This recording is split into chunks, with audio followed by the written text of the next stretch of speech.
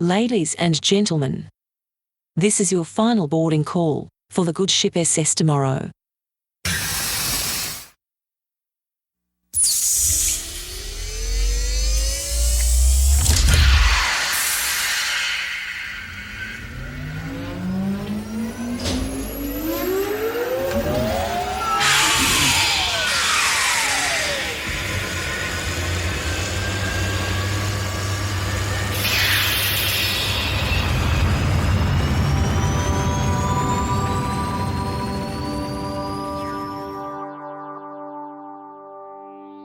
Today on The Friendly Futurist, all about Agentic AI.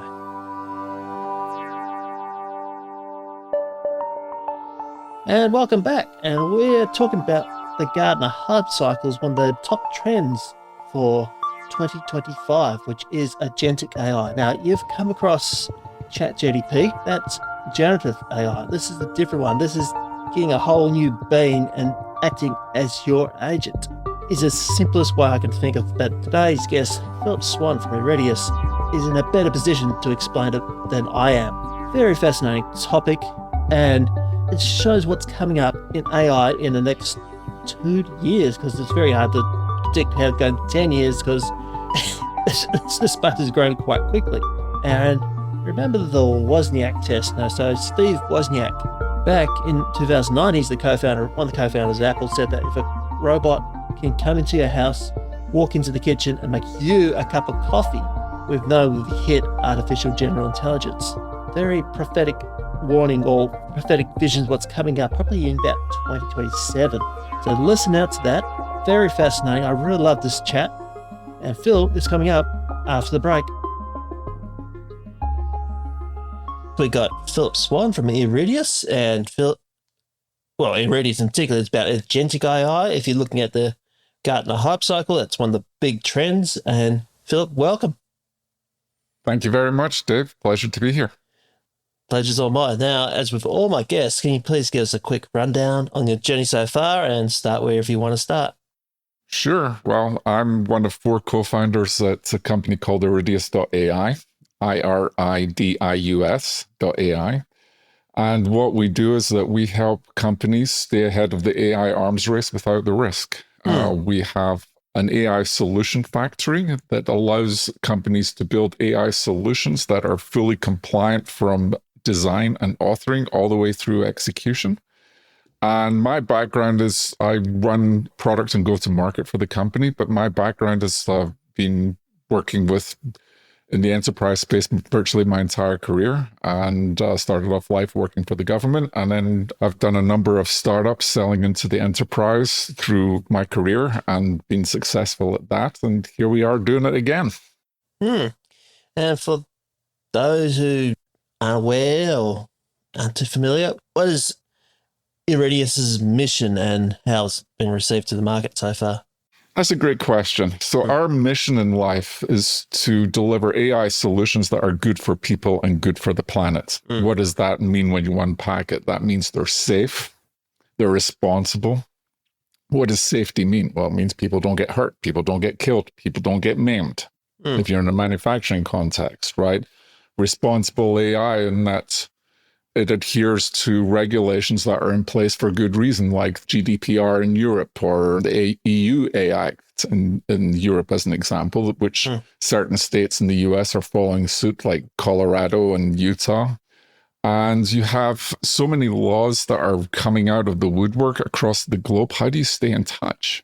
How do you manage it, right? And the way we describe that part of what we do, because that's only one part of what we do, is we do that much like Windows. People will be familiar with Windows Defender. So Microsoft has a team of gosh knows how many people that do nothing but manage threats coming across the ether. And then they update, continual updates that happen. And that's the same with us when it comes to compliance and regulatory. So not only do we take existing regulations and standards, of which there are thousands, we also get down to the local level, even down to municipalities and counties, where you're dealing with things like signing mortgages, each county has its own regulations in the United States, as an example. It's almost as bad as the alcohol laws in the United States, in that every state has its, and every county has its own laws. And it's brutal. It's chaos. And so what we do is that we bring order out of that chaos, and we manage that part for our customers. And the other part that we manage for our customers is, how do I take an idea that I may have drawn on a piece of paper, a napkin, quite literally, or I was in a meeting with Dave and we talked about this really cool product. How do I build a product out of this? Take your MP4 player from your recording as an example. You might have a document that describes something, whether it's a text document or a power or some slides. It doesn't matter. You can even be a voice recording and the system will take it in. And what it will output for you within days is a fully compliant working AI solution or system. Oh, wow. That behaves itself. Yeah. And we eliminate about 95% of hallucination, and we do that through context.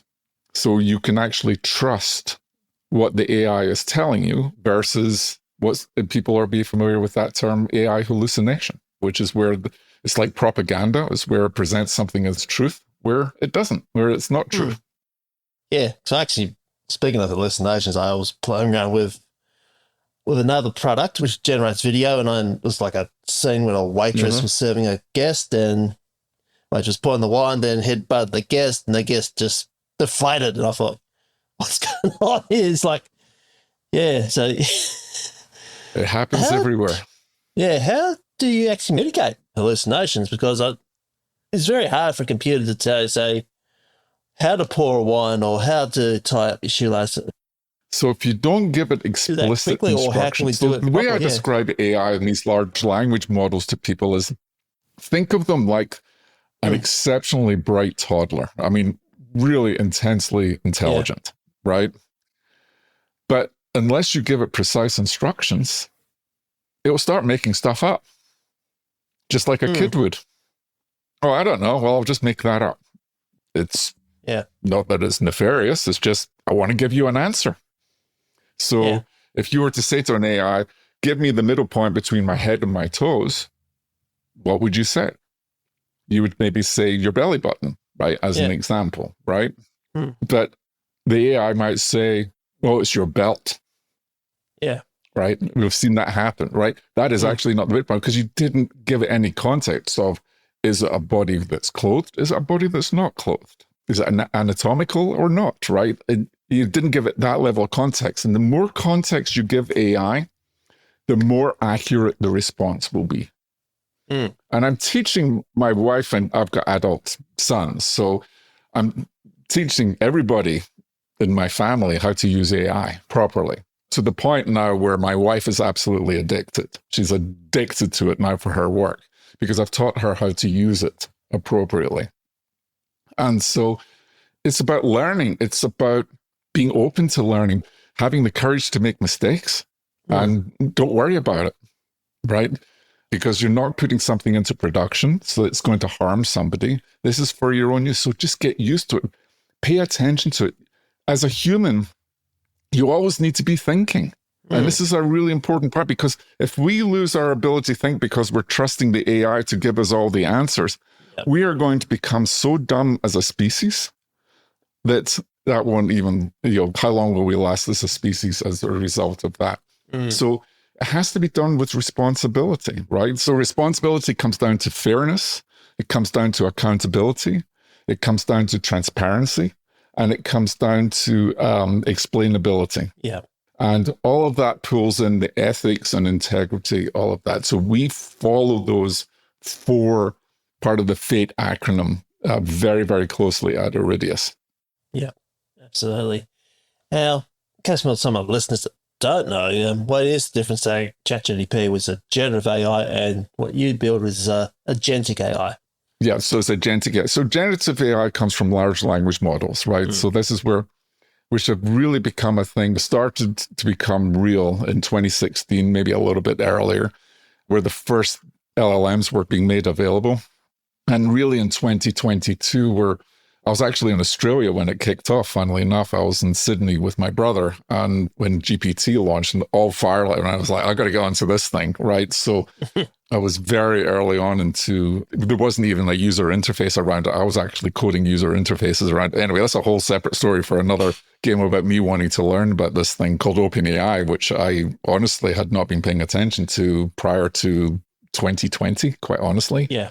It's really only in 2020 I really started paying attention to OpenAI. And the big thing that really drives adoption forward is trust. So everything we do at Iridius is about trust. Trust of the consumer, trust of a business, trust of the government. It doesn't matter who. It's trust. And when I ask a question or ask for help, I expect to get it and get it consistently well. Now, that's all very well in theory, but you have this thing called drift. Think of drift like the human evolution. Like if you have kids, as great as your kids will be, they're going to be variants of you, right? So they are evolving. They're not the same as you. And it's the same thing when, as AI learns, they start to drift. So you have to have operation teams in place to stop that drift, to pull it back in. So if it's right of center, bring it back into center. If it's left of center, bring it back into center. So you cannot shoot and fire. You've got to continually have vigilance and determination to provide a really comprehensive AI environment for your company or for you personally. Does that make sense? That makes sense, yeah. And also, I think there's a bit of a trend as well. I mean, we're seeing it quite a lot of gimmicky AI. Are we going to see like a .com crash of AI? Because it seems to be ubiquitous everywhere. I mean, I think I just saw the update on telly there, like I had some hearing aids with AI. I mean, are we going to see, I'm not saying it's going to disappear, we're going to see it just sort of like dissipates, then have a bit of a plateau, say, a couple of years' time. So you're in the hype cycle is what I think what you're saying, right? Yeah, so what's real and what's cycle. not, right? Yeah. Which is why I've thought, we're in an interesting period for funding for AI companies, right? Because you'll literally get an AI for this, an AI for that. And we're in that period where there's so much hype. Within 2 years, 60, 70, 80% of these companies will be gone because they don't have a business model that they can stand on. And more importantly, they don't have a product you can stand on, because you may be solving something that's true for today, but are you solving something that's going to be true in 6 months, 12 months, 18 months? Pick your distance in the future. Yeah. And most of them aren't. So what is going to be built to last? It's going to be companies like Iridius that build in security, privacy, regulatory compliance, that trust, so that you can have trusted AI solutions out in the market without having to hire teams of rare people that you cannot find, because right now you're paying in stratospheric level pay scales for some of these people. I mean, AI engineers are getting $1 million plus salaries is not uncommon in the United States. Prompt engineers getting similar salaries is not unusual. We saw in the news last week, Meta offering up $100 million signing bonuses to single individuals. We actually know one of those individuals. And not only was it that $100 million sign-on bonus, it was over $100 million a year in Singapore. I can't even think about that kind of money. Yeah. Right? We're not making this up. This is real. And so companies are struggling to find the right talent. Meta couldn't pay that kind of people. I mean, they spent over $1 billion effectively hiring 10 people last week. That is just crazy to me. Interesting. Absolutely crazy. It is. How long is this going to last for? I don't know. I wish someone pays me $1 million to talk.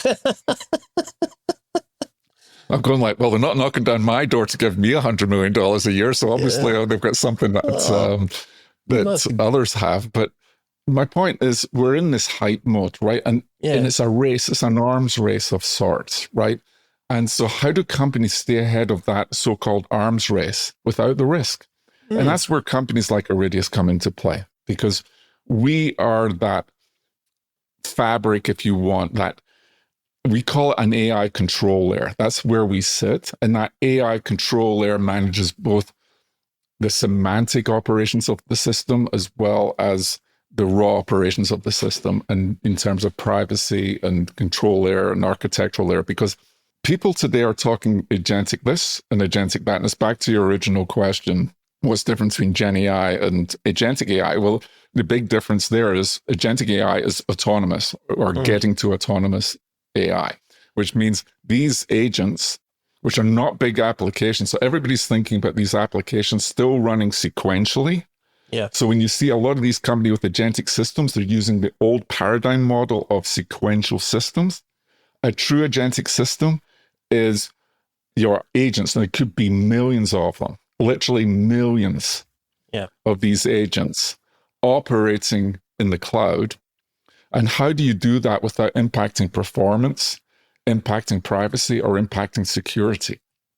That's where you need people like us who have got decades of enterprise and government experience in securing data and systems. Yeah. Right? And that's what we do, right, for our customers so they can really operate without fear.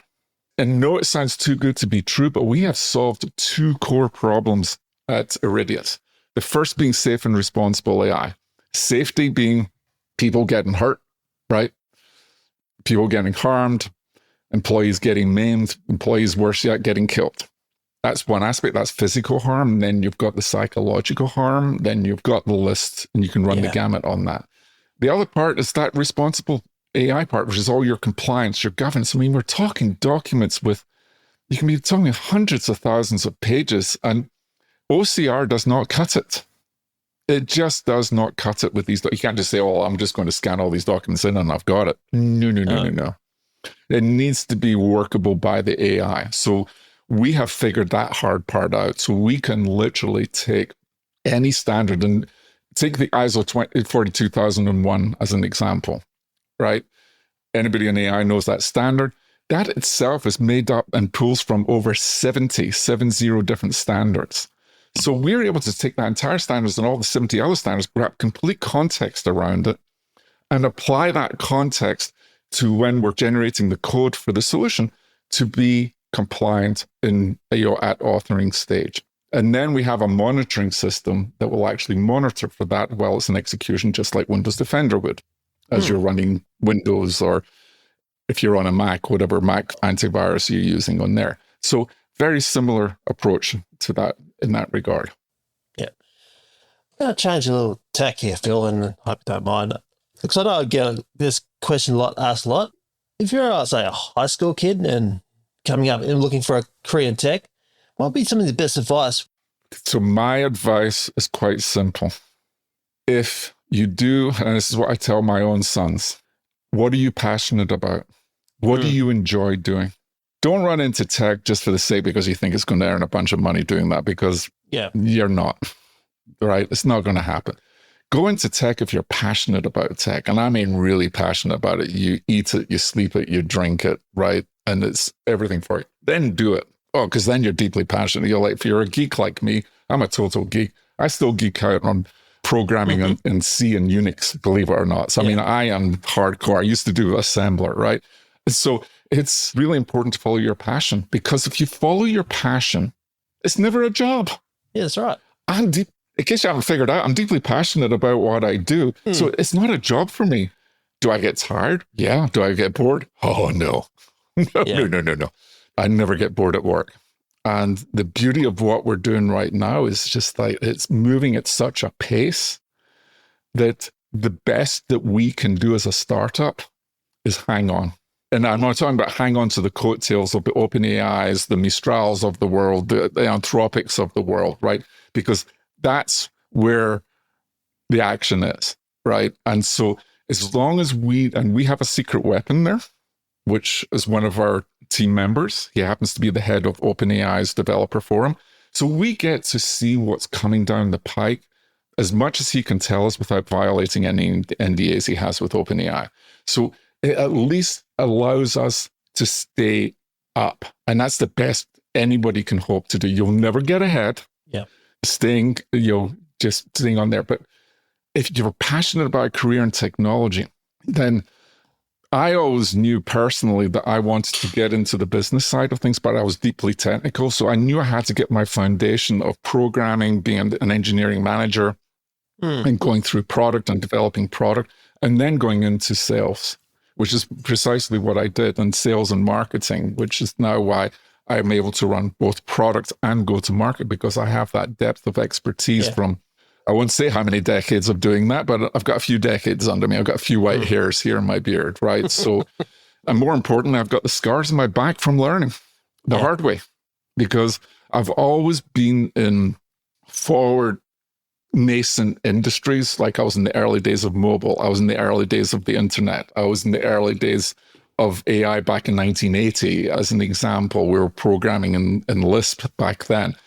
And it's technology for helping people. What really gets me excited, Dave, is when I'm sitting on a flight, and this actually happened on a flight from San Francisco to Sydney, of all places, where I was sitting in business class on United Airlines, and I was at Microsoft at the time, and I was running the mobile group, and they were using the old Pocket PC. The guy was using Pocket PC next to me, a compact Pocket PC, if you remember that. And I started asking him about all these questions about how he was using it and his experience and everything else, because I'm huge into customer experience and I'm huge into customer centricity. Because I believe if you make this customer the center of the equation of everything you do, they will buy from you and buy from you again and again and again and again and again, right? It is so much easier to sell to an existing customer than it is to acquire a new customer. And so I like to make customers happy and customers loyal. And I only do that by delivering value to them. And so we as a company have figured out a way to deliver ongoing value to our customers. And we do that in two ways. Again, one is really understanding their problem because we've lived their shoes. So we're helping them, separate the noise from the reality from the hype. So we do that regularly. And we bring our customers along on a journey where they suddenly go like, you mean all of that innovation that's rocking around my head and rocking around my team's head, that we can actually start testing that and prototyping that without the risk? And I mean, yes, you can. And we're proving that out day in, day out right now. And my days are packed right now, not with internal calls, but with external calls. And it's talking to customers multiple times every day. And the common theme of the product that we're solving is that speed to market, that time to value. Time to value is absolutely critical. And that's what we deliver to our customers. Literally in minutes, we can start delivering value to our customers from installation. Yeah. Now, Philip, this podcast is about the future. I want you to cast your mind, say 10, 20 years into the future. What will this space look like? Oh my God. I can't even tell you what it's going to be in 10 months, man. Fair enough. It's just little in 10 years. Oh, let's make it 10 months. Just make it 10 months. I know it moves quite quick. So 10 years is a hell of a long time. Who knows what with 10 years will be done? But the big thing is what's happening now, right? GPT-5 will release on or before the 4th of July. And GPT-5 is really, you could arguably say it's the first step towards AGI, or artificial general intelligence, which is the autonomy we're talking about. Yeah. And the future versions of GPT are focusing on autonomous robotics. So you'll start to see GPT-6, GPT-7, GPT-8, which will be all robotics based. Within a year, within 12 months, so this is 2025, so by early 2026, we will start to see household robots become a thing. Not your iRobot that goes and vacuums your floor, but I'm talking about robots for around $40,000, $50,000 US that will be able to do basic cooking, laundry, ironing, so basic household chores, and starting to be able to do those will start to come out in 2026. And so within 3 years, we're going to have really strong autonomy from a robotic standpoint, both in work and at the home, because they will start to become affordable. So within 10 years, robots will be common in the home. Yeah. I guess Steve Wozniak and his famous coffee test has come to fruition then. So then you have the issue of, can I trust the robot that's in my house? So safe and responsible AI is absolutely critical to the operation of these, right? Because, back to Asimov's, remember iRobot, he wrote iRobot. And so there were the rules of robotics, right? Yeah. The first law being will not harm humans, right? And that's a fundamental rule that cannot get overridden. So in the world of agentic AI, those are called entitlements. What is an agent entitled to do?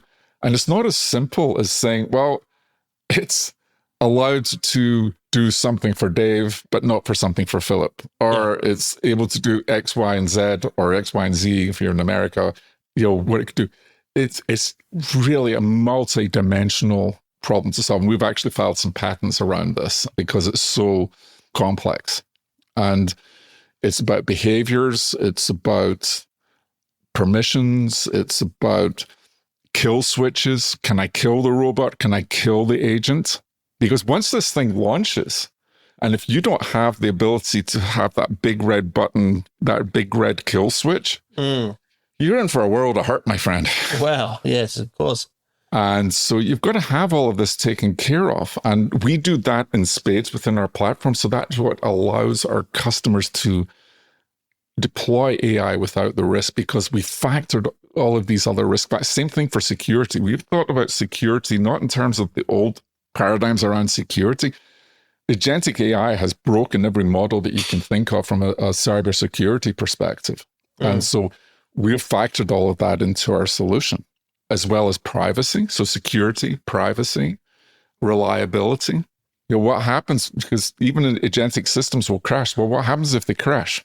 Well, that's the beauty of these systems. You can start having graceful shutdowns or graceful degradations in performance, or whatever the action is you want to do, because these agents are actually self-healing. So when an agent goes down, a bunch of other agents will come in and fix it. Okay. Well. Yeah. Yeah. So where's the human in the loop? And that's where the design comes in. So you've got to have humans in the loop to still reference this, because I still posit, I still argue, and plenty of people will debate this with me, that humans will not get replaced by AI, but you will get replaced by other humans who are using AI. That I believe to be true. Yeah. But I also do believe there's a story also in there's going to be radical operational efficiencies, which means fewer people. We as a company are AI born. We expect to be $1 billion in revenue with 100 people or less in our company. Wow. Think about that for a second. Yeah. $1 billion in revenue with 100 people or less. I also believe Sam Altman's statement that he made last year, which was within 5 years, we'll see the first $1 billion company that has a single employee. That I believe is also true within 5 years. Wow. Yeah. So how we make money to survive and thrive is up to us. So you've got to get on the bandwagon, because change is happening. It's happening at a pace that I had never expected in my life before. I'm seeing corporations like Microsoft move at speeds. I've worked at Microsoft. I worked several years at Microsoft, and compared to other enterprises, we moved quickly, but not that quickly, not compared to a startup. Yeah. And the rate of speed at which Microsoft is moving is, I've never seen it before, ever in its entire history. It is incredible what Microsoft is doing. Google, same thing. AWS, same thing. It's, some are further ahead than others in certain areas, and you're going to get that. But the real thing is, we're getting into this, is really driving that value of trust and the importance of trust, that I'm not just solving a problem that, okay, I want to see this pen colored in pink today versus orange, or who cares about that stuff? That's just noise. Those are noisy applications. They might be cool for 1 or 2 tries. Yeah. You want a solution that's going to have depth to it, that's really going to add value. Yeah. I'm enjoying my chat today, Philip, but is there anything I didn't ask but should? Well, there's so many potential. Yeah. You get that quite a bit. There's so many different questions out there. So how do I get started in AI? Don't go with a free version. Get a paid version of, whether it's of OpenAI's ChatGPT, or whether it's Anthropic's Claude, or some other solution. Get with it, learn it, talk to it like you would your child, talk to it like you would another AI. And here's the little hack for everybody in your audience. If you want to learn how to prompt, just prompt GPT and say, write me a prompt to do X, Y, Z. and it will do it. And more people should be doing that to get familiar with it. And that's a really, really simple hack to get through. But also re-verify, learn your prompts and get them to be complex, because the more context that you give it, complex is the wrong word, but have contextually rich prompts, because the more context you put in there, the more accurate the output will be. Yeah. Context is everything. And then on top of that, data is everything, because without data, AI is nothing. Yeah, that's right. It's all the data that's come before that sometimes I stress out to my students. So if people want to get a hold of me, check out our podcast, number one. We have our own podcast, the Agentic Insider, and you can find that at agenticinsider.show, agenticinsider.show. And you can reach me on LinkedIn at Philip, PHILLIP-SWAN, and I respond to all of my DMs. So personally, so you're going to get me, not an AI. Fair enough. Phil, it's great having you on the show. Thanks very much. We learned a lot about AI. I think a few myths have been busted as well. It's been an absolute pleasure. Dave, thank you so much for having me on. It's been a real pleasure. Pleasure's all mine. Thank you for listening. The Friendly Futurist is a Podcast West production and has been produced and edited by me, Dave Monk. If you love this show, please leave us a 5-star review on your favourite platform. That way it can help me grow.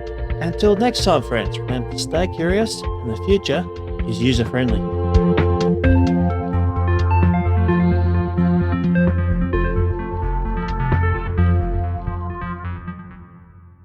Another Podcasts West production. This podcast is just for educational purposes and it's not financial advice. I'm not a financial planner or advisor. Please do your homework and seek professional help before you take on any adventures.